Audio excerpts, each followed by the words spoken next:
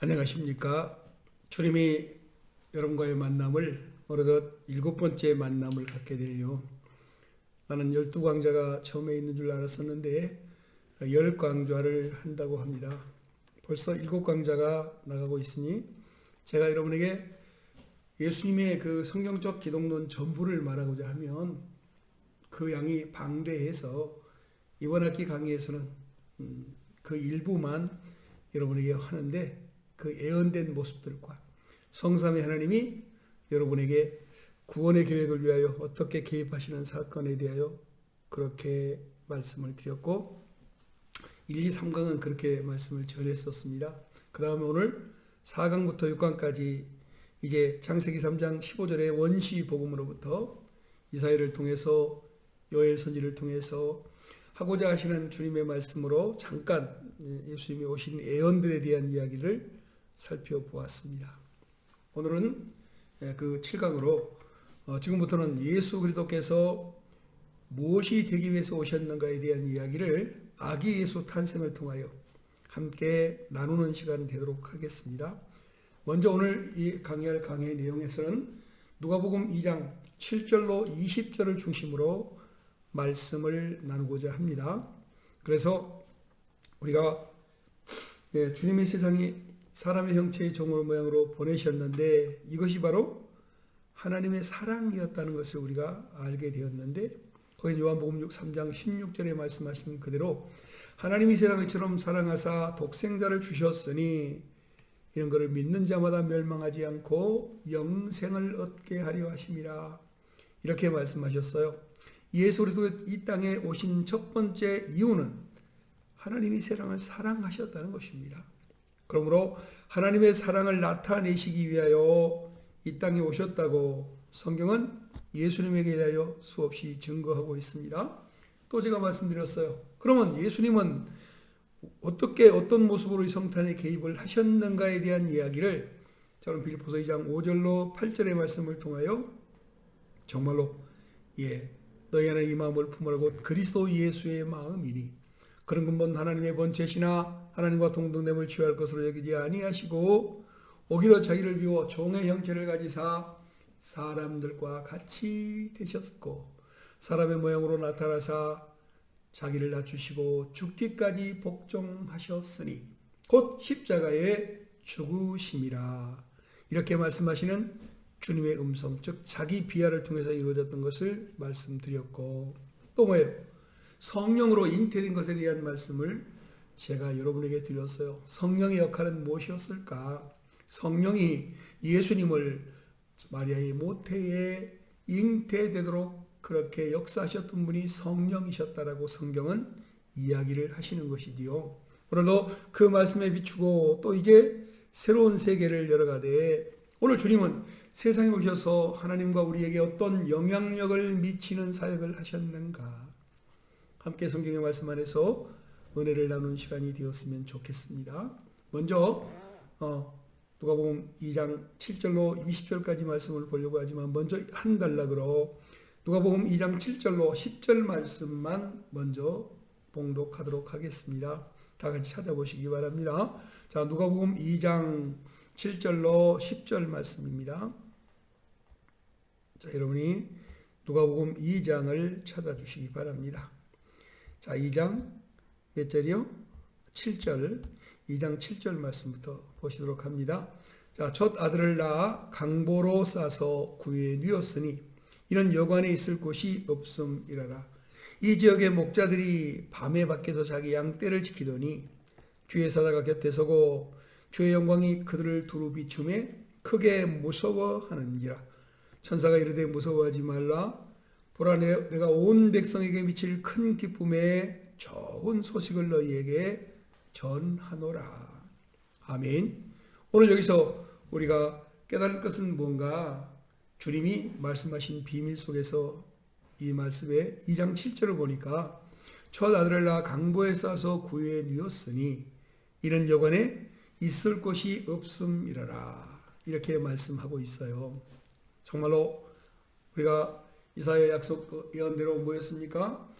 우리 하나님은 첫 아이를 태어나게 했어요. 아이로 태어나. 예수님은 아이로 태어나야 했습니다. 그래서 한 아기를 우리에게 주신 것이지요. 그리고는 한 아들을 우리에게 주셨다고 말씀하셨던 말씀이 거기 이사야서에 있었습니다. 그래서 오늘도 그 말씀을 살펴보니까 첫 아들을 낳아서 이제 강보로 싸서 구유에 누였다. 우리가 말씀하는 이사야 9장을 한번 더 살펴볼까요? 자, 이사야 9장을 살펴보니까 거기에 말씀하신 말씀이 뭐예요? 그 6절에 정말 우리 하나님이 말씀하셨는데 이런 한 아기가 우리에게서 낳고 한 아들을 우리에게 주신 바 되었는데 거기가 지금 이루어진 거예요. 어디예요? 누가복음 2장 7절에서. 그래서 첫 아들을 정말로 낳아서 강보에 싸서 지금 구유에 누였다라고 지금 말하고 있는 것이지요. 하나님이 말씀하시는 주의 음성에 큰 은혜의 능력이 여러분의 삶에 가득하시기를 주의 이름으로 축원합니다. 자, 오늘 여기서 말씀했어요. 우리는 주님이 언약하신 대로 여인의 후손 되신 그 예수가 처녀 잉태, 즉 이사야 7장 14절을 이루기 위해서 동정녀 마리아의 태를 빌려서 10달을 사람으로 오시기 위한 첫 발을 떼십니다. 여러분이 깨달을 것은 뭐냐? 하나님이 한번 언약하신 약속은요, 그대로 된다는 거예요. 자주 말씀드리지만 하나님은 약속하고 이루시지 않았다? 그러면 하나님 전능하시지 않아요. 그 약속이 성취되지 않았다? 그러면 하나님 아닌 거예요. 여자가 아이 낳는 거예요, 뭐. 한두 번 낳겠어요? 온 세상에서 지금 여자들이 아이 낳는 거 지금 이 시간에도 어디에선가는 누가 응하하고 세상에 태어났을 거예요. 그런데 오늘 하나님은 약속대로 오셨음에 대한 이야기들을 지금 누가복음 2장 7절에서 말씀을 하는 겁니다. 첫 아들을 낳아 강보로 싸서 구유에 누였으니 이제 우리가 하나님은 우리에게 말씀하시는 거예요. 여기서 참으로 깨달을 것은 뭐냐? 구유에 누였다는 사실이에요. 구유. 여러분이 깨달을 것은 뭐냐? 참으로 화트네라고 하는 구유. 구유, 마곡간, 외양간 그런 말이에요. 근데 그 구유에 예수님이 아기로 태어나셔서 지금 누워 계신다는 사실입니다. 하나님 여러분에게 정말로 복을 주어서 정말로 거기 10절 말씀에도 누가복음 2장 12절 말씀에도 너희가 가서 강보에 쌓여 구유에 누워 있는 아기를 보리니 이것이 너희에게 표적이니라 하시더라. 그렇게 말씀을 해요. 표적이란 말은 기적이란 셈의 이론에서 나온 말이에요. 이적이라는 말이기도 하고 표적이라는 말, 지시라고 하는 말이기도 한데 오늘 여러분은 정말 이 말씀들을 잘 기억하면서 하나님이 우리에게 참으로 이렇게 마구간에 그 아들을 낳아 어디에? 말구유에 누이게 했단 말이죠. 그래서 저는 여기서 이 구유에 대한 말씀을 생각해 봅니다. 그 말의 의미는 뭐냐? 주님은 생명의 떡이에요. 요한복음 6장 35절은 이렇게 말합니다. 예수께서 이르시되 나는 생명의 떡이니 내게 오는 자는 결코 줄이지 아니할 터이요 나를 믿는 자는 영원히 목마르지 아니하리라 이렇게 말씀을 하십니다. 예수님은 오늘부터 어디서부터 오신다고요? 하늘로부터 오는 생명의 떡이라고 말씀을 해요. 근데 그 생명의 떡 대신 예수님은 누군가를 위하여 죽겠다는 거예요. 내 살을 주고 내 피를 마시게 해요. 내 살을 먹고 내 피를 마시는 자는 영원히 죽지 아니하며 목마르지 않겠다고 말씀하는 것이에요. 오늘 그러므로 여기서 요한복음 6장 35절 말씀한 대로 예수께서 이르시되 나는 생명의 떡이니 내게 오는 자는 결코 줄이지 아니할 터이요 나를 믿는 자는 영원히 목마르지 아니하리라 하셨어요. 그런데 오늘 예수님이 베들레헴에서 태어나게 되는데 그 마구간에서 태어난 것도 매우 의미 심장한 이야기이며 또 거기에 낳았는데 아이를 구유에 누웠다는 것도 대단히 의미가 있는 이야기가 아닌가? 저 나름대로는 생각을 해봅니다. 그래요. 타락한 인간은 하나님의 형상과 모양이 사라지고 인간의 본능적인 짐승 같은 모습들이 그들에게 있게 되었지요. 오늘 하나님은 그 모든 짐승처럼 되어버린 그들이에요. 말씀드렸는지 모르겠네요. 정말로 이사야가 참으로 이사야 1장에서 분명히 말씀합니다. 어떻게 말합니까? 말도 구유를 알아요. 참 우리는 그런데 하나님은 그 이스라엘 백성들은 나를 버렸다고 말해요. 우리는 바로 짐승같이 되어져 있는 그런 우리를 만나게 되지요. 하나님은 여러분에게 분명히 말씀하십니다. 그 말씀들이 여러분을 살리는 생명이기를 원합니다. 그래서 참으로 이사야 1장 3절의 말씀은 이렇게 말합니다. 자, 2절부터 한번 볼까요? 하늘이여 들으라, 땅이여 귀를 기울이라. 여호와께서 말씀하시기를 내가 자식을 양육하였거늘 그들이 나를 거역하였도다. 소는 그 임자를 알고 나귀는 그 주인을 구유를 알건만은 이스라엘은 알지 못하고 나의 백성은 깨닫지 못하는도다 하셨도다. 아멘. 소는 임자를 알고 나귀는 그 주인의 구유를 알건만은. 이렇게 말하면서 하나님은 이스라엘이 정말 짐승보다도 못한 그런 존재인 것에 대하여 우리에게 알려주고 있는 거예요. 저와 여러분 다시 한번 어떻게 말씀했어요? 첫 아들을 낳아 강보에 싸서 구유에 뉘었으니 이는 여관에 있을 곳이 없음이라라. 할렐루야. 제가 오늘 이사야 1장 2절 3절의 말씀을 빌어온 것은 무슨 뜻입니까? 우리 사람들이 하나님을 정말 배반하고 선악을 알게 하는 나무의 열매를 먹을 때로부터 짐승 같은 존재같이 되었다 그 말이에요.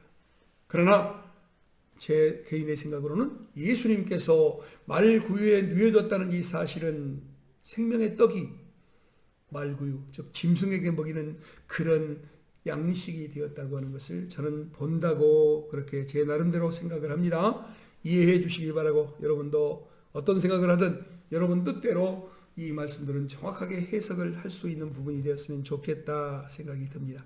자, 2장 7절 중반절에 보면 이렇게 말씀해요. 이는 여관에 있을 곳이 없음이라라. 예수님은 참으로 이 땅에 오셔서요, 태어날 때부터 제일 낮은 자리로 오셨어요. 여관이 머물 곳이 없어서 어디로 갔어요? 오양간으로 갔어요. 예. 예수님이 머물 곳이 없어서 오양간으로 갔습니다. 그리고 오양간에서 아이를 낳았으니까 그 아이를 구유에 뉘었어요. 그런데 여기서 분명히 2장 7절은 말씀합니다. 왜 거기서 이 외양간에서 태어나게 되었는가? 여관에 있을 곳이 없었다. 여행자가 머무는 그런 장소에 아무리 찾아보아도 아이를 해산하려고 하니까 더군다나 여관이 필요했어요. 그렇지만 사람들이 호적하러 오는데 이 다윗의 동네 베들레헴이 작은 동네였는데 이 작은 동네에 다윗의 족속은 또 많잖아요. 다윗의 족속은 하나님이 복을 주어서 번성했어요. 아주 번성한 다윗의 족속이 여기저기서 몰려오다 보니까 한꺼번에 호적하러 몰려오는 사람들 때문에 머물 수 있는 여관이 없었다고 하는 거지요. 너 정말 주님은 말씀합니다. 우리가 마태복음 8장을 한번 볼까요? 자, 마태복음 8장으로 갑니다. 그의 마태복음 8장은 이렇게 말을 해요. 자, 19절로 20절의 말씀을 한번 볼까요? 자, 한 서기관이 나와 예수께 가르되 선생님이여 어디로 가시든지 저는 따르리이다. 예수께서 이르시되 여우도 굴이 있고 공중에서도 거처가 있으되 인자는 머리 둘 곳이 없다 하시더라. 아멘. 우리 예수님이 말씀한 게 말씀이에요. 여우도 굴이 있고 공중에서도 비를 피하고 밤에 쉴 곳이 있는 거처가 있지만은 인자는 머리 둘 곳이 없다 하시더라.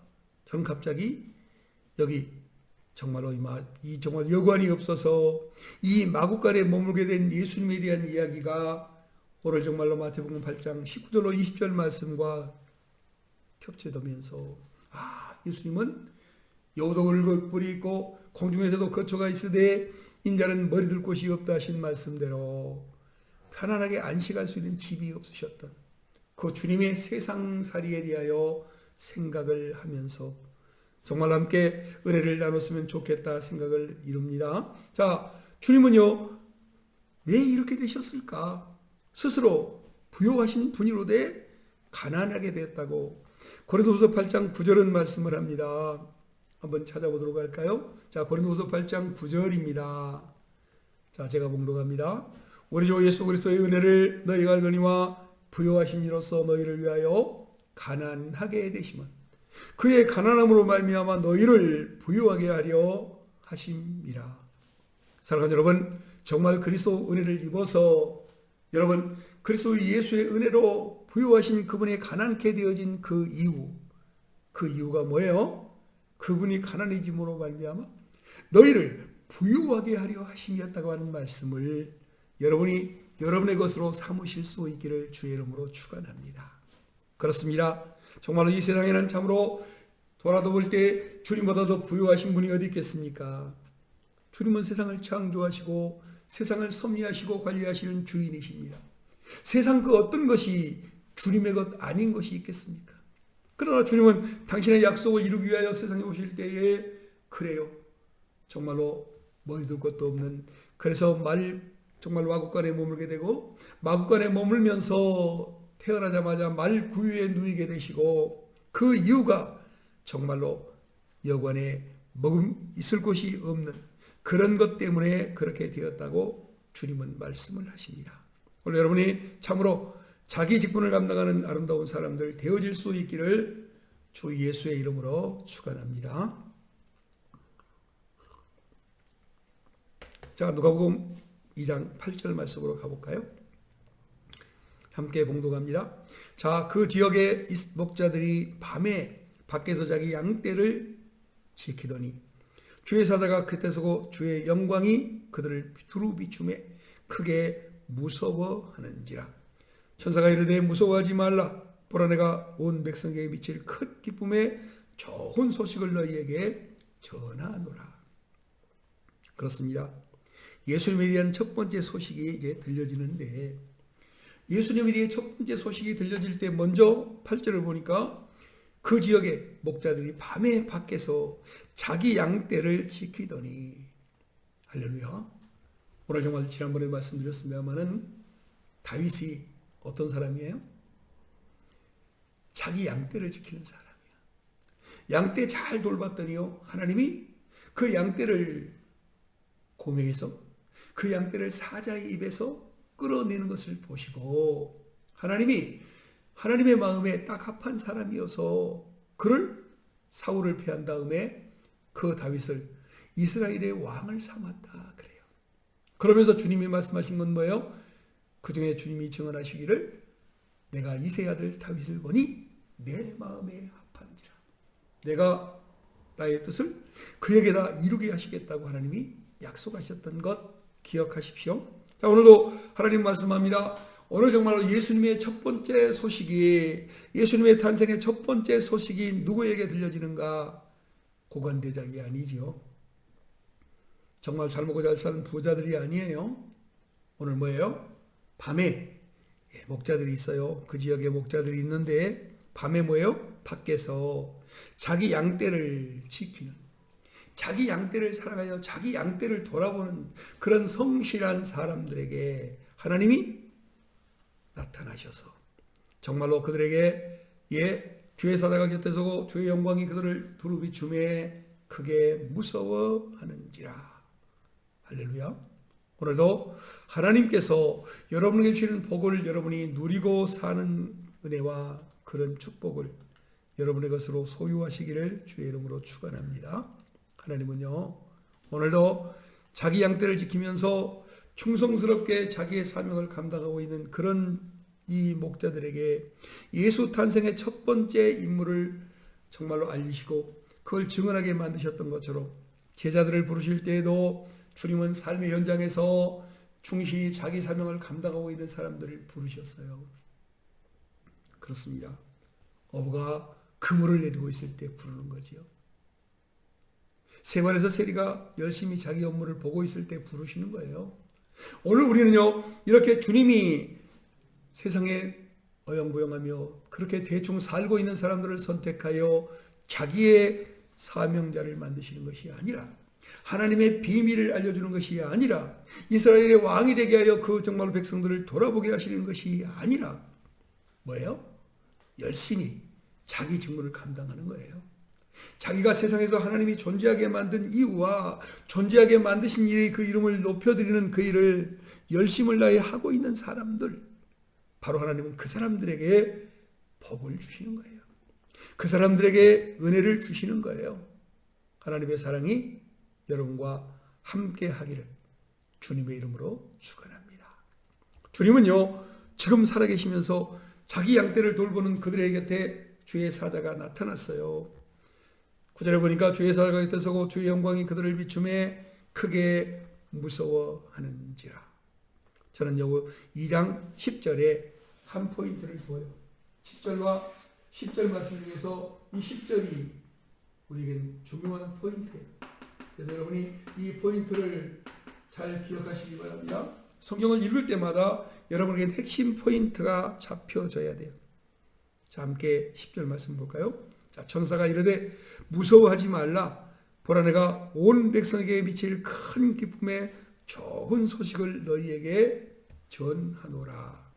오늘도 정말로 제가 여기서 크게 핵심 포인트를 둔 건 뭐겠어요? 내가 온 백성에게 미칠 큰 기쁨의 좋은 소식을 너희에게 전하노라. 오늘 사랑하는 여러분, 정말 주님은요, 오늘 우리 모두에게 분명히 알게 하는 것은 뭐냐? 사명자들에게 분명히 알게 하는 것은 뭐냐? 여러분과 저에게 복음을 전할 때 무엇을 전하기를 원하는가? 바로 10절 말씀이 한 포인트예요. 보라, 내가 온 백성에게 미칠 큰 기쁨의 좋은 소식을 너희에게 전하노라.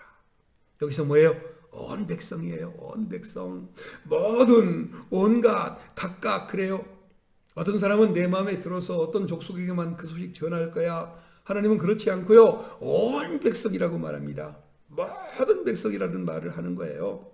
그러므로 여러분과 저도 온 바스라고 하는 단어를 쓰는데, 이 바스라고 하는 단어는 모든 어떤 것, 온갖, 온 전체의 만유, 만민, 그런 말씀들이에요.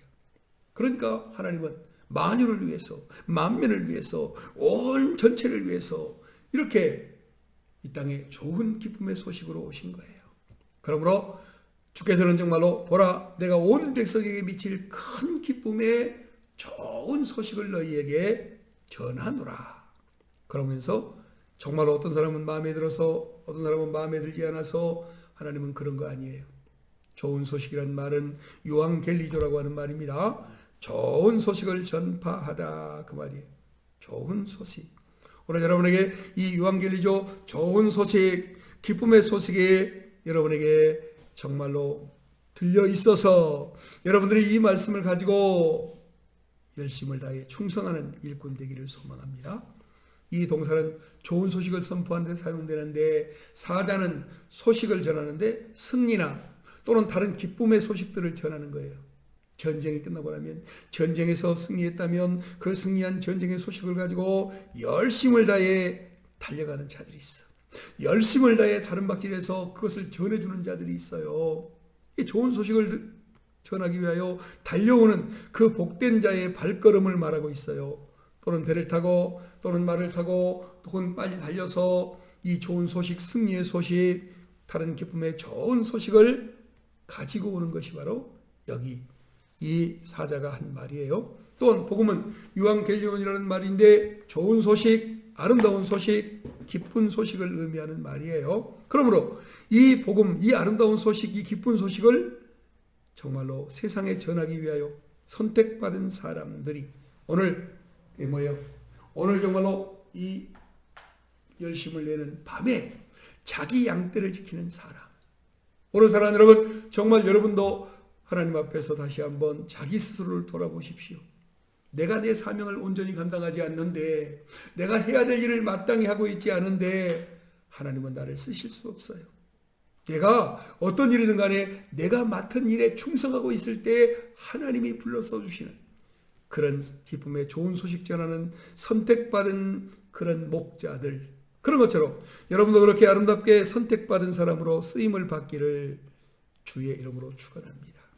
자, 오늘 두 번째, 그래요, 11절로 14절 말씀을 두 번째 단락으로 여러분과 제가 함께 봉독해 볼까요? 자, 오늘 다윗의 동네에 너희를 위하여 구주가 나셨으니 곧 그리스도 주시니라.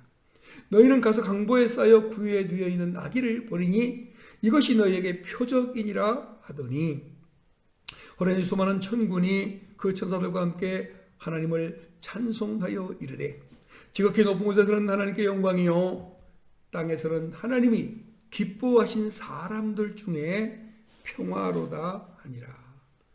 오늘 그래요.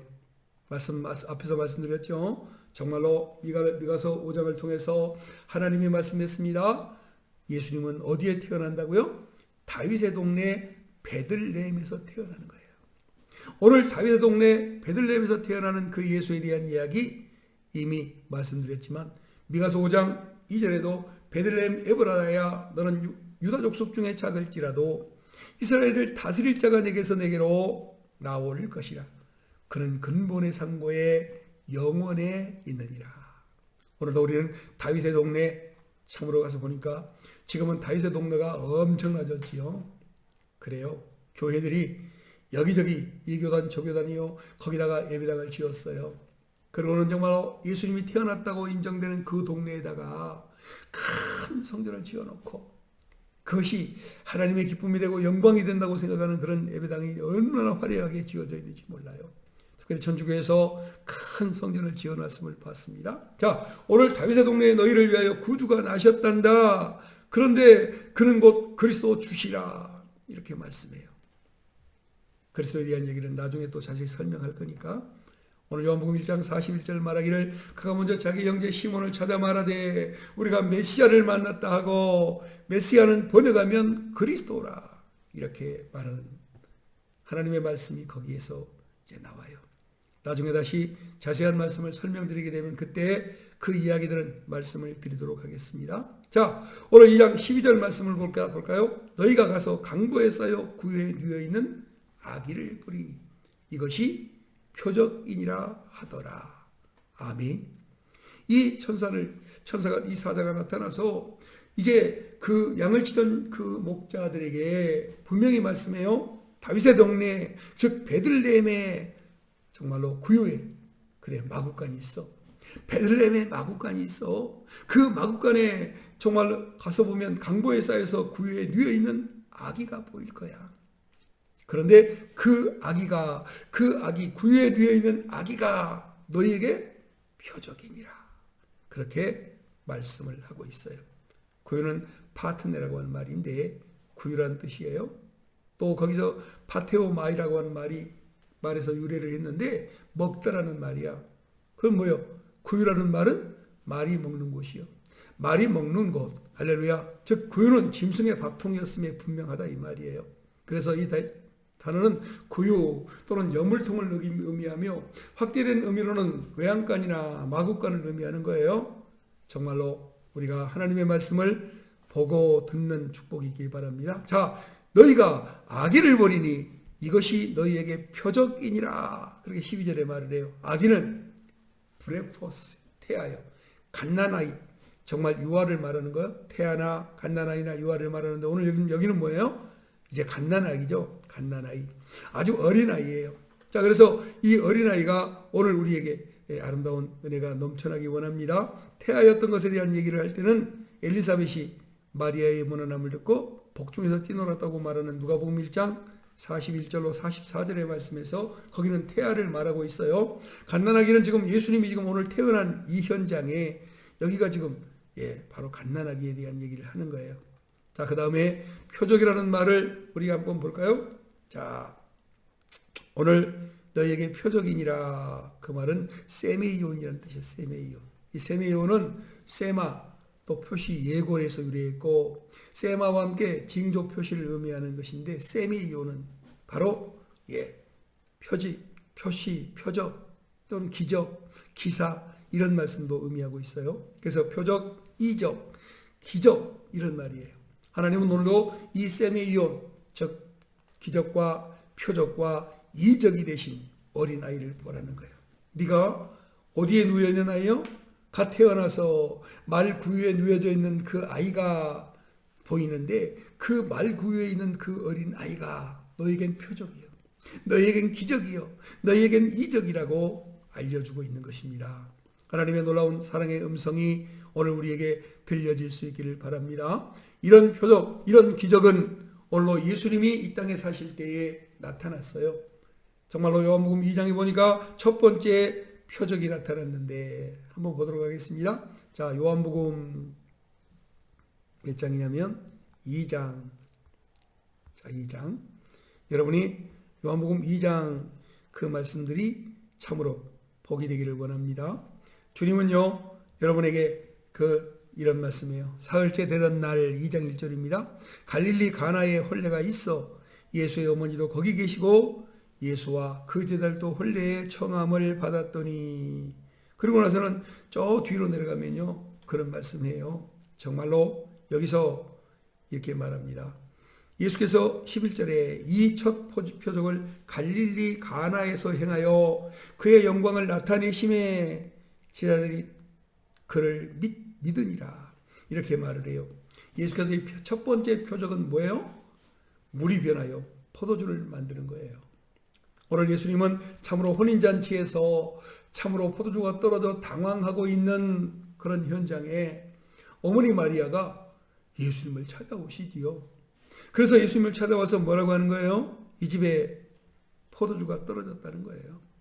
이 집에 포도주가 떨어졌다고 어머니가 부탁을 하는 거예요. 그렇습니다. 여기에 정말로 3절을 보니까 포도주가 떨어진지라 예수의 어머니가 예수에게 이르되 그들에게 포도주가 없다 하니니 예수께서 이르시되 여자여 나와 무슨 상관이 있나이까 내 때가 아직 이르지 아니하였나이다.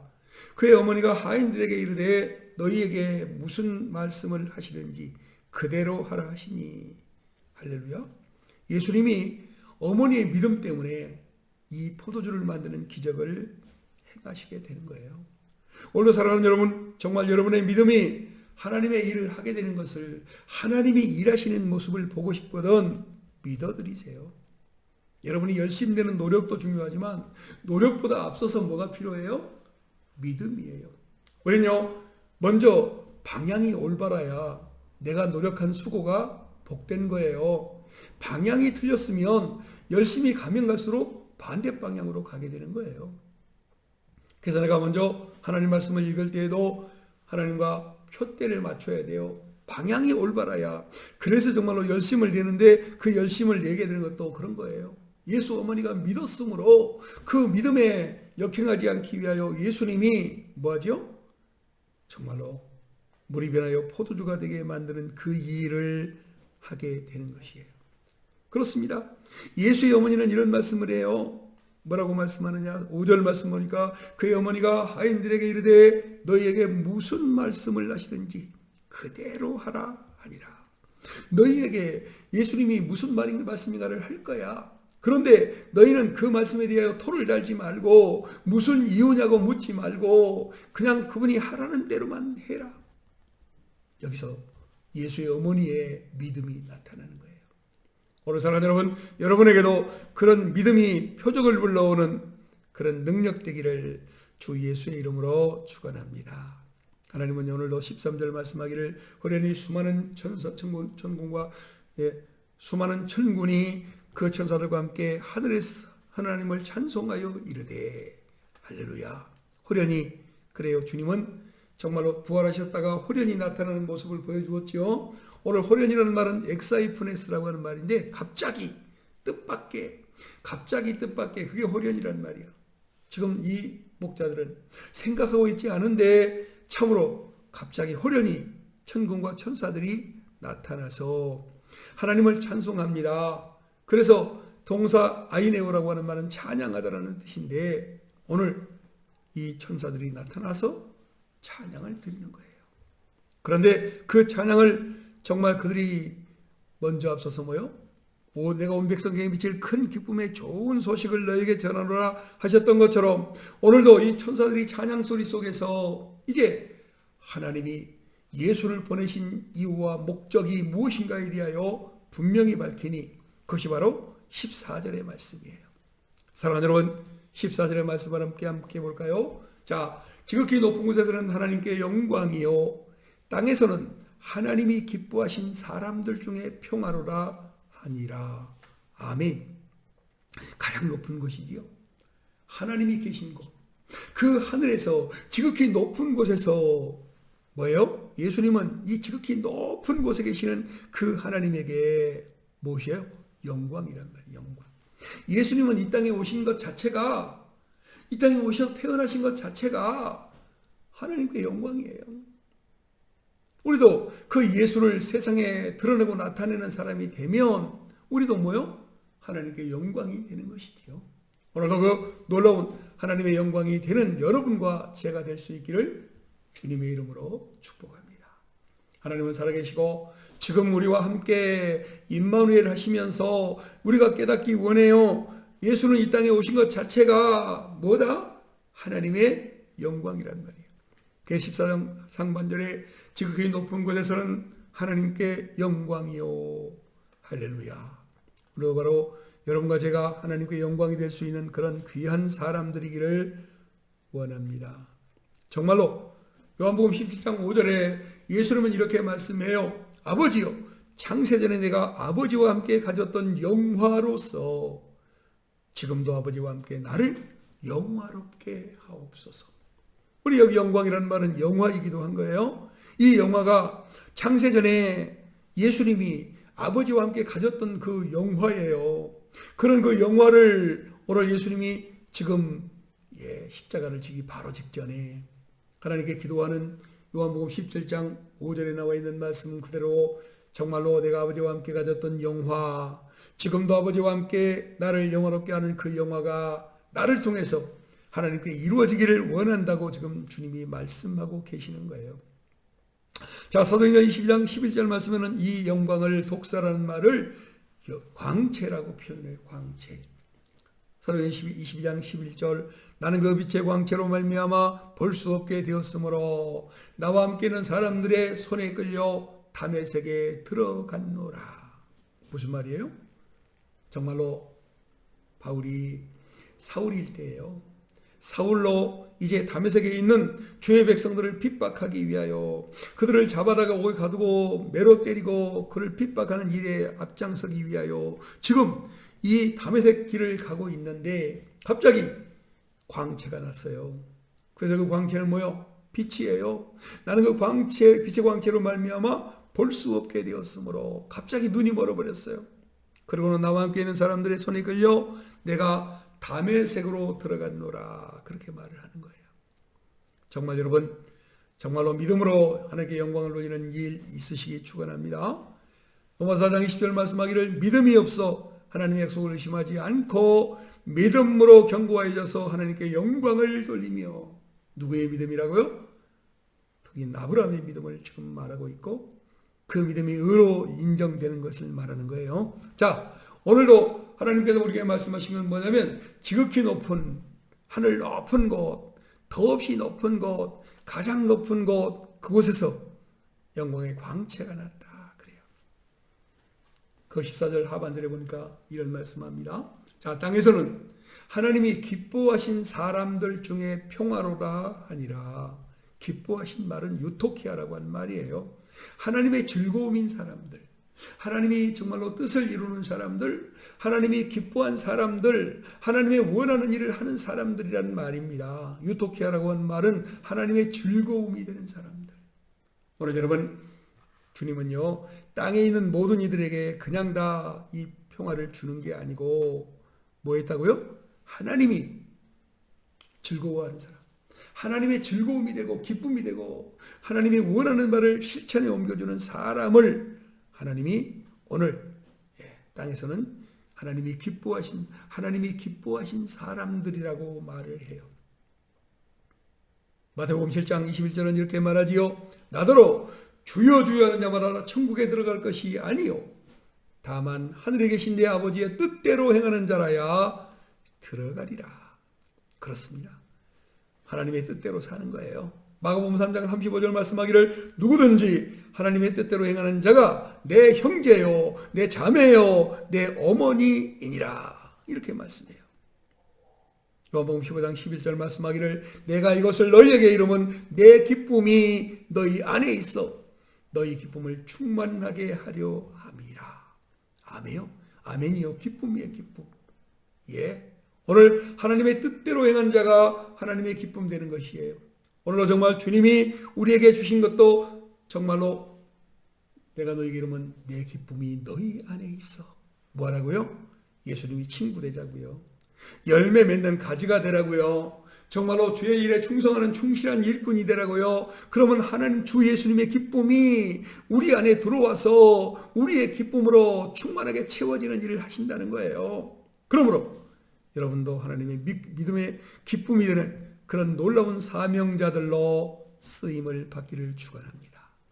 땅에서는 하나님이 기뻐하신 사람들 중, 하나님이 정말로 사랑하시는 사람들 중에, 하나님께서 주님께서 좋아하시는 사람들 중에 하나님의 은총을 받은 사람들에게 이렇게 말을 해요. 자, 개역 개정 성경에는 땅에서는 하나님이 기뻐하신 사람들 중에 평화로라 그래. 공동 번역 성경을 읽어보니까 땅에서는 그가 사랑하시는 사람들에게 평안이라. 새 번역에서는 땅에서는 주님께서 좋아하시는 사람들에게 평화로다. 현대인의 성경에서는 땅에서는 하나님이 은총을 받은 사람들에게 평안이라. 그래요. 하나님이 기뻐하신 사람, 하나님이 사랑하시는 사람, 하나님이 좋아하는 사람, 하나님께 은총을 입은 사람, 바로 그들에게 평화가 임하였어요. 평화라는 말은 유토키아라는 단어인데 그 단어는 정말로 우리가 샬롬의 정확한 의미를 우리가 이해할 수 있다면 안드로포스라고 하는 사람들에게 에이린이라고 하는 평화를 주었어요. 아까 제가 샬롬에 대한 얘기를 잠깐 하면서 평화, 즉 에이린에 대한 얘기를 여러분에게 말씀을 드렸습니다. 하나님은 여러분에게 복을 주시기 원하고 그 뜻 속에서 하나님의 영광이 나타나는 귀한 사람들이 되기를 소원하고 있어요. 그러므로 하나님이 기뻐하는, 하나님이 즐거워하는 아름다운 사람들이 되기를 주님의 이름으로 축복합니다. 그래서 거기에 말씀하시기를 정말로 사람들 안드로포스라고 하는 말이에요. 아까도 말씀드렸어요. 정말로 모든 사람들을 다 말하는 것이라고. 어떤 사람들에겐 정말로 그들이 정말 그 말씀이 유효하고 어떤 사람은 무효한다고 하는 그런 정말로 약속이 아니라 하나님은 세상에 있는 모든 사람들을 위하여 이 예수를 보내셨던 거지요. 그래서 그 모든 사람들 중에서 하나님이 오늘 기뻐하는 사람, 하나님이 정말 사랑하는 사람, 하나님께서 좋아하는 사람, 하나님께 은총을 받은 사람들에게 우리는 평화를 주시는데 이 평화가 여러분의 것이 되기를 주님의 이름으로 축원합니다. 하나님은 정확하게 오늘 샬롬의 평화를 우리에게 주셨기 때문에 그래요. 자, 누가복음 19장 38절은 말합니다. 이르되 찬송하리로다 우리 주는 주의 이름으로 오시는 왕이여 하늘에서는 평화요 가장 높은 곳에서는 영광이로다. 아멘. 우리 하나님이 누가복음 19장 38절에서 이 같은 말씀을 인용하면서 이르되 찬송하리로다 주의 이름으로 오시는 왕이요. 누구예요? 예수 그리스도이시죠. 찬송받으실 예수 그리스도, 그 예수는 만군의 여호와이신 하나님의 이름으로 오신 왕이에요. 그런데 그분의 이름은 하늘에서는 평화요 가장 높은 곳에서는 영광이로다 하니 정말로 그 주님은 하늘에서도 평화고 가장 높은 곳에서도 영광인 그런 평화였다는 사실을 우리가 누리고 사는 역사가 일어나기를 원합니다. 마태복음 10장 12절로 13절 말씀은 어느 집에 가든 평안을 비로소라 말씀하신 말씀 앞에서 이루었기 때문에 말씀을 여기서 그 말씀을 계속하지는 않겠습니다. 그 다음에 요한복음 20장 19절 말씀하기를 이렇게 말해요. 그 집이 이에 합당하면 너희 빈 평안이 거기 임할 것이요 만일 합당하지 아니하면 그 평안이 너희에게로 돌아올 것이니라. 오늘 하나님이 여러분 모두에게 아름다운 은혜의 능력이 풍성한 그런 사랑의 복으로 풍요로워지고 풍성해지는 그런 역사를 경험할 수 있기를 주의 이름으로 축원합니다. 자, 누가복음 2장 15절로 20절 말씀으로 가볼까요? 자, 누가복음 2장 15절로 20절 말씀 찾으셔서 함께 봉독해 보도록 합시다. 자, 찾으세요. 자, 찾으셨으면 합독합니다. 전사들이 떠나 하늘로 올라가니 목자가 서로 말하되 이제 베들레헴으로 가서 주께서 우리에게 알리신 바 이 이루어진 일을 보자 하고 빨리 가서 마리아와 요셉과 구에 누인 아기를 찾아서 보고 천사가 자기들에게 이 아기에 대하여 말한 것을 전하니 듣는 자가 다 목자들이 그들에게 말한 것들을 놀랍게 여기되 마리아는 이 모든 말을 마음에 새기어 생각하니라. 목자들은 자기들에게 이르던 바와 같이 듣고 본 그 모든 것으로 인하여 하나님께 영광을 돌리고 찬송하며 돌아가니라. 아멘. 자, 이제 하나님이 천군 천사들이요, 이제 찬송을 불러요. 그 찬송을 부르고 난 다음에 찬송이 끝마쳐졌지요. 14절에 찬송이 끝났어요. 그래서 그 찬송을 끝내고 난 다음에 하나님이 어떻게 해요? 15절 말씀에 천사들이 떠나갑니다. 자, 천사들이 떠나 하늘로 올라가니 목자가 서로 말하되 이제 베들레헴으로 가서 주께서 우리에게 알리신 바 이루어진 일을 보자. 우리는 단지 알고 있으면 안 돼요. 그럼 뭐 해야 되죠? 보아야 되지요. 들어야 되지요. 만져야 되지요. 오늘 사랑하는 여러분, 여러분이 하나님의 그 은혜를 입어서 이렇게 주님이 복 주시는 그런 아름다운 복에 동참하기를 원합니다. 정말로 욥기에서 말하는 말씀이 뭐예요? 내가 전에는 귀로만 들었었더니 그래요. 이제는 눈으로 보고 또 손으로 만진다는 거예요.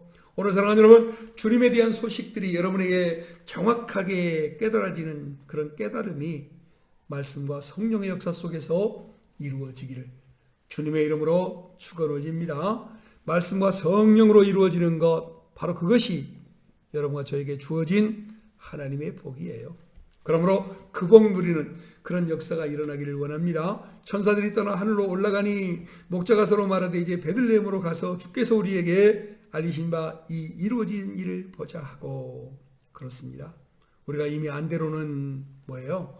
참으로 하나님은 우리 모두가 이 하나님의 영광을 위해서 쓰임을 받는 귀한 사람이 되기를 원합니다.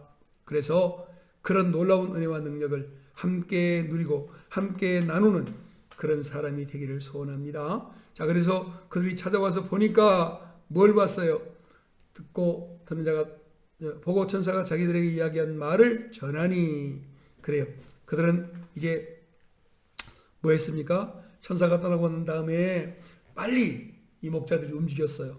도대체 무슨 일로 이런 찬양을 부르고 무슨 일로 하나님의 사자가 나타나고 천군 천사들이 내려와 찬송을 불렀던가 하고 그들이 빨리 달려가서 마리아와 요셉과 구유에 누인 아기를 찾았어요. 그러고 난 다음에 보고 천사가 자기들에게 이 아이에 대하여 말한 것을 다 전했습니다. 그러자 듣는 자가 다 목자들이 그들에게 한 말을 놀랍게 여겼는데, 마리아는 어떻다는 거죠? 이 모든 말을 마음에 새겨 생각하니라. 목자들이 자기들에게 이르던 바와 같이 듣고 본 모든 것으로 인하여 하나님께 영광을 돌리고 찬송하며 돌아갔다. 자, 우리 한 가지가 더 말씀 볼게요. 자, 마태복음 1장 18절로 23절 말씀 봅니다. 자, 마태복음으로 가볼까요?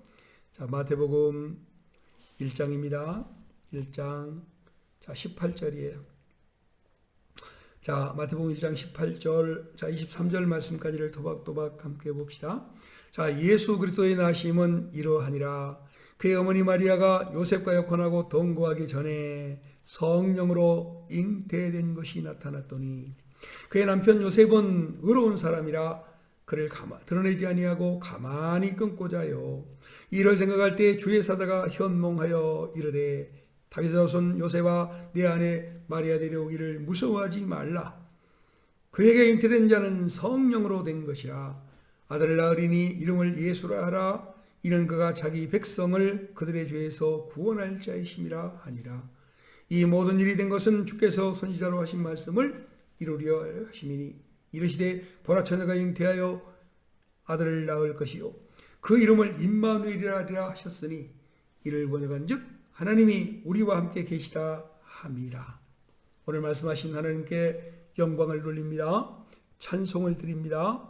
하나님은 여러분과 저를 사랑하셔서 오늘 이 놀라운 일을 우리에게 알려주시는 거예요. 그래서 오늘 본문의 말씀은 정말 우리가 알고 있는 대로 주님은 여인의 후손으로 반드시 오셔야 합니다. 또 주님은 반드시 처녀의 몸에서 태어나야 됩니다. 그러므로 저와 여러분에게 주신 이 말씀들이 생명이 되고 능력이 되어서 우리가 복을 받는 그런 역사가 일어나기를 원합니다. 그렇습니다. 자, 우리가 읽은 말씀대로 마태복음 1장 18절로 20절 말씀 보니까 예수 그리스도의 나심은 이러하니라. 그의 어머니 마리아가 요셉과 약혼하고 동거하기 전에 성령으로 잉태된 것이 나타났더니, 그의 남편 요셉은 의로운 사람이라 그를 드러내지 아니하고 가만히 끊고자 하여 이를 생각할 때 주의 사자가 현몽하여 이르되 다윗의 손 요셉아 내 아내 마리아 데려오기를 무서워하지 말라. 그에게 잉태된 자는 성령으로 된 것이니라. 그래요. 예수 그리스도의 나심이에요. 나심은 출생, 번성, 기원, 탄생 이런 말이에요. 자, 그런데 그 말씀 그대로가 오늘 여기에 이루어졌음에 대한 얘기를 하는 거지요. 그의 어머니 마리아가 요셉과 약혼하고 동거하기 전에 그래요. 한 집에 산 게 아니에요. 예, 마리아는 마리아의 집에 살고 또 뭐요? 요셉은 요셉의 집에 살고 있었는데 이제 약혼은 했어요. 약혼은 했지만 아직 결혼을 하지 않았기 때문에 각자 자기의 집에서 살고 있을 때에 하나님이 오늘 이 정말로 마리아에게 아이를 낳게 하는 그런 일이 벌어졌다. 요셉과는 약혼했다 그 말이에요. 동거하기는 전이었어요. 그런데 성령으로 잉태가 되었지요. 우리가 먼저 말씀에서 봤을 때 그런 말씀 들었어요. 예수님이 누가복음 2장에 보면 거기에서 잉태를 하고 난 다음에 빨리 서둘러서 어디를 갑니까? 거기는 바로 엘리사벳, 즉 사가랴의 집으로 갔어요. 사가랴의 집에 뛰어가서 보니까 그 사가랴의 집에 엘리사벳이 나이가 많은데 그 나이가 많은 그 엘리사벳이 배가 불러와요. 6달이 되었으니까 배가 제법 불러왔지요. 그래서 정말로 그 엘리사벳의 집에 마리아가 방문하여 석 달 동안을 함께 머물렀다고 거기 써 있었죠. 그러니까 성령으로 잉태돼서 동거하기 전 각자 따로따로 자기 집에 살고 있을 때에 하나님이 동거하기 전에 마리아의 태에 성령으로 잉태된 아이를 갖게 되었다. 그런 말이에요. 그런데 제가 여러분에게 말씀드리고 싶은 것은 뭐냐? 우리의 의와 하나님의 의가 다르다는 거예요. 오늘 19절 말씀 볼까요? 자, 그의 남편 요셉은 의로운 사람이라 그를 드러내지 아니하고 가만히 끊고자 하여. 아멘.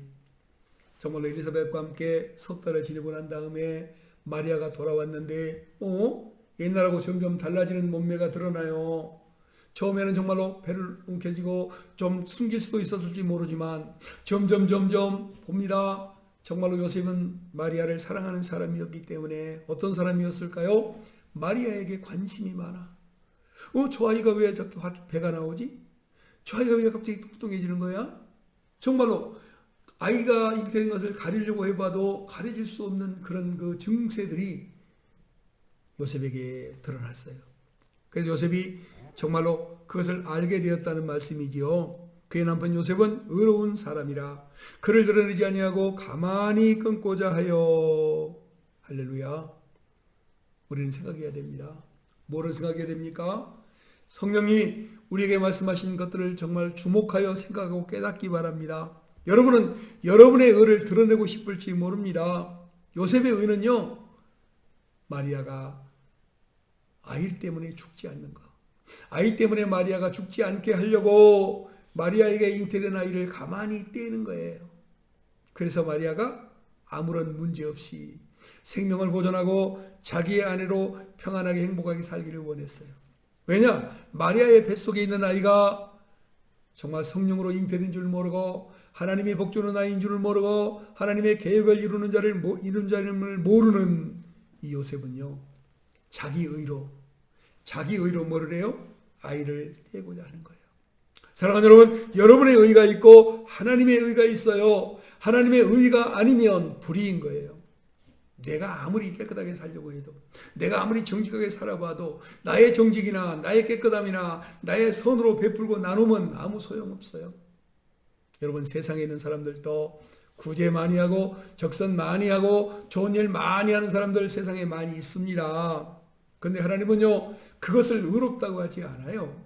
주 없이 행하는 모든 것, 즉 주님이 개입하지 않은 모든 선한 일이나 의로운 일이나 아름다운 일들은 결국은 뭐예요? 불의한 거예요. 오늘 정말 요셉이 의로운 사람이기 때문에 사람들에게 드러내지 아니하고 그 마리아의 태에 있는 아이를 가만히 끊고자 하여. 그 일을 생각하며 고민하고 있었어요. 어떻게 아이를 뗄까? 어떻게 낙태를 시킬까? 어떻게 저 아이를 아무런 흔적 없이 세상에서 사라지게 만들까? 바로 그것이 요셉의 의예요. 그러나 여러분, 요셉의 의와 하나님의 의를 생각하시기 바랍니다. 하나님의 의는 뭘까요? 마리아가 잉태하여 10달 동안 아이를 잘 품어 안고 있다가 그 정말로 말구 위에 태어나게 하는 것이 바로 하나님의 의예요. 여러분과 제가 하나님의 의와 정말 요셉의 의에 대하여 생각하는 여러분과 제가 되기를 주의 이름으로 축원합니다. 요셉은 정말로 자기 의로 하나님의 그 거대한 계획, 하나님의 그 원대하신 계획, 하나님이 정말 세상을 구원하고자 하는 그 계획을 잘못했으면 어떻게 할 뻔했을까요? 거기서 잘못했으면 그 아이를 낙태시킬 뻔했어요. 그 아이를 세상에서 없어지게 만들 뻔했어요. 하나님이 어떻게 잉태시킨 아이인데, 정말 마리아가 어떻게 받아들인 아이인데, 정말로 그런 놀라운 계획을 가만히 끊고자 하는 것이 우리의 계획이라면 저와 여러분은 하나님 앞에서 참으로 불의한 자가 되고야 말 것입니다. 그러므로 저와 여러분은 이 불의한 자가 되지 않기 위하여 깨어있는 그런 하나님의 사람으로 다시 한번 쓰임을 받는 역사가 일어나기를 원합니다. 자, 그렇게 정말로 생각하고 있을 때 20절 말씀합니다. 자, 이를 생각할 때 주의 사자가 현몽하여 이르되 다윗의 자손 요셉아 내 아내 마리아 데려오기를 무서워하지 말라. 그에게 잉태된 자는 성령으로 된 것이냐. 할렐루야. 오늘도 우리가 성령으로 잉태된 예수, 그 예수를 정확하게 알고 그 예수를 정확하게 믿는 그런 역사가 일어나기를 원합니다. 우리는요, 내가 정직하다, 내가 의롭다, 내가 정말 구제를 많이 한다, 내가 사랑을 많이 한다, 그것을 내 방법대로 하면 여러분 불의한 거예요. 여러분은 성경의 말씀대로 사랑을 해야 돼요. 성경의 말씀대로 구제를 해야 돼요. 성경의 말씀대로 선한 일을 해야 돼요. 그게 바로 의로움이에요. 우리는 바로 이 요셉이 의를 드러내기 위하여 가만히 잉태된 아이를 끊고자 했지만 하나님은 그 잉태된 아이가 그 요셉의 그 잘못된 의에 의하여 죽는 것을 원치 아니하셨기 때문에 분명히 밝혀주었어요. 뭐라고? 이 일을 생각할 때에 주의 사자가 현몽하여 이르되, 정말 꿈을 꾸게 만들었어요. 정말로 밤에 그 일을 생각하며 잠이 들었는데 정말로 그 사자가 현몽을 합니다. 그러고는 말을 해요. 다윗의 자손 요셉아 내 아내 마리아 데려오기를 무서워하지 말라. 그에게 잉태된 자는 성령으로 된 것이라. 아멘. 그때 이제 요셉은 그 마리아를 아마 자기 집으로 데려와서 함께 살지 않았을까? 함께 지켜주며 함께 보호하며 함께 하나님께 영광 돌리는 그 의를 드러내주지 않았을까 생각을 해봅니다. 자, 마태복음 1장 21절로 23절 말씀을 읽습니다. 자, 아들을 낳으리니 이름을 예수라 하라. 이는 그가 자기 백성을 그들의 죄에서 구원할 자이심이라 하니라. 정말 시간이 많지 않기 때문에 짧게 말씀하고 마무리를 지을까 합니다. 자, 예수라고 하는 말은 헬라어 예수스라고 하는 말이에요. 구약엔 여호수아라고 하는 말이었는데 히브리어 예수아라는 히브리적 이름이에요.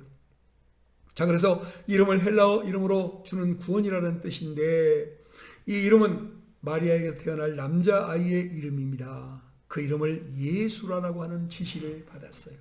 그래서 이런 그가 자기 백성들을 저희 죄에서 구원할 자이시다 라고 하는 주의 음성을 듣게 되지요. 예수라는 말은 바로 여호와는 도움이시다 그런 말이에요. 또 여호와는 구원이시다 그런 말이에요. 그런데 이 예수스는 구약에 나오는 예수아라는 유대 이름의 헬라어형인데 히브리어 헬라음으로 음역한 다음 주격 변화를 위해 시그마 S를 붙인 것인데 여호수아는 바벨론 포로기 무렵부터 예수아라는 이름으로 불리는데 여호수아 대신에 일반적으로 예수아라고 하는 이름을 사용했답니다. 그래서 그 이름은 여호와라는 신성한 이름을 포함한 아주 오래된 유대인들의 이름인데 우리는 예수님에 대한 칭호를 예수 그리스도라고 부르곤 합니다. 좀 더 상세히 살펴보면 예수의 이름이며 그리스도는 칭호인 것이에요. 그래서 그런 예수는 구주라는 뜻이며 그리스도는 기름 부음을 받은 자라는 그 메시아를 가리키는 이름인 것입니다. 자, 예수라는 이름이 당시 팔레스타인은 흔한 이름이었지만 오늘 이 예수는 특별히 나사렛 사람 예수라 하라 그래요. 나사렛 사람 예수라 하라. 수없이 많은 예수가 있어. 수없이 많은 예수가 있는데 나사렛 사람 예수, 그게 바로 예수님이 태어나셔서 불려야 될 이름이었다고 성경은 기록을 합니다. 그러므로 저와 여러분은 참으로 잘 알고 믿는 그런 역사가 일어나기를 원하며, 정말로 예수님은 여호와는 도움이시다 또는 여호와는 구원이시다라는 뜻으로 구약의 여호수아는 말이에요. 여호수아는 에브라임 지파 사람이로 눈의 아들이며, 호세아를 이제 민수기 13장 8절에 눈의 아들 그 호세아를 여호수아라고 모세가 불렀답니다. 그래서 우리는 정말로 모세의 수종자였던 그 여호수아가 하나님이 정말로 그 모세의 모든 행동을 보고 그 하나님을 섬기는 법을 배우게 한 다음에, 하나님이 모세가 세상을 떠나게 되자 정말 그 여호수아를 후계자로 세워서 이미 교육되었던 거죠. 예, 모세는 집으로 돌아가도 여호수아는 그 여호와의 장막을 지키고 있었어. 여호와 장막을 지키고 있어서 그 여호수아의, 그게 바로 여호수아입니다. 오늘 사랑하는 여러분, 하나님은 바로 우리 모두에게 영광을 돌리게 만들어요. 민수기 13장 16절 말씀하기를 이는 모세가 땅을 정탐하러 보낸 자들의 이름이라 모세가 눈의 아들 호세아를 여호수아라고 불렀더라. 신명기 3장 23절 보니까 여호와께 또 눈의 아들 여호수아에게 명령하여 이르시되 너는 이스라엘 자손들을 인도하여 내가 그들에게 맹세한 땅으로 들어가게 하리니 강하고 담대하라. 내가 너와 함께 하리라 하시니라. 또 신명기 3장 28절에도 너는 여호수아에게 명령하고 그를 담대하게 하며 그를 강하게 하라. 그는 이 백성을 거느리고 건너가서 내가 볼 땅을 그들의 기업으로 얻게 하리라 하셨느니라. 아멘. 사랑하는 여러분, 오늘 여러분에게 하나님이 어떻게 무엇을 하기를 원하시는가를 다시 한번 돌아다 보면서 그 주님의 기쁨 되는 여러분 꼭 되시기를 축원합니다. 제가 지금 여러분에게 강의한 이 강의가 여러분에게 정말로 영적으로 도움이 됐으면 참 좋겠고, 하나님이 여러분을 기뻐하는 기쁨이 되었으면 정말 좋겠습니다. 기도하겠습니다. 주님 감사합니다. 모든 영광 홀로 받아 주시옵소서. 예수님의 이름으로 기도하옵나이다. 아멘.